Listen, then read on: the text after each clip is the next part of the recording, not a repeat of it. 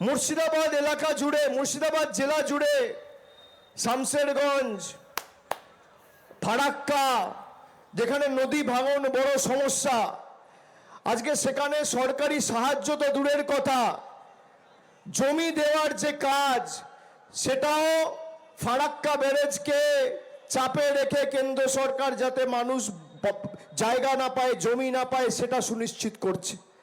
এখানে বিজেপির দুজন বিধায়ক আছে, বহরমপুর, মুর্শিদাবাদ। একবার জিজ্ঞেস করুন তো, 5 বছর এটা চিঠি লিখেছে?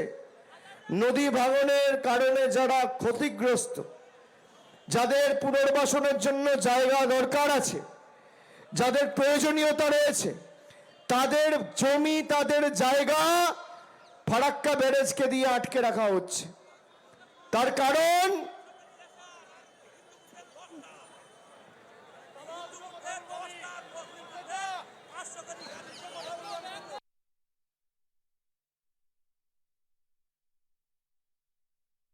এর কারণ কি?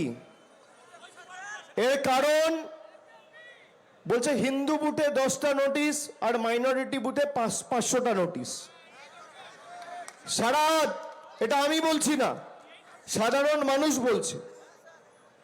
কিন্তু এটাই বাংলার জেদ। তুমি 600 নোটিশ পাঠাবে, ওই 600 জন গিয়ে আবার নাম তোলার ব্যবস্থা করবে। আমরা ছাড়বো না, মাথা নত করবো না। আর যে বুথ থেকে বিজেপিকে 500 ভোটে হারিয়েছেন, সেই বুথ থেকে আগামী দিন 600 ভোটে এদের হারাতে হবে। যেই বুথে 10 ভোটে হারিয়েছেন, এদেরকে 50 ভোটে হারাতে হবে। যেই বুথে 300 ভোটে হারিয়েছেন, 400 ভোটে হারাতে হবে। এটাই বাংলার জেদ। বাংলা বশ্যতা স্বীকার করতে জানে না, বাংলা মেরুদণ্ড বিক্রি করতে জানে না। আমরা আত্মসমর্পণ করব না, শেষ রক্তবিন্দু পর্যন্ত লড়াই হবে। খেলা তুমি শেষ করেছো, আর খেলা আমরা শেষ করব।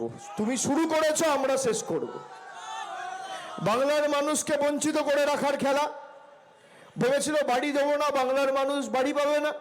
গত বছর মুখ্যমন্ত্রী 12 লক্ষ বাড়ি দিয়েছে, আগামী 15 দিনের মধ্যে 20 লক্ষ লোককে বাড়ি দেবে আমাদের সরকার। তোমাদের দরকার নেই অবদান।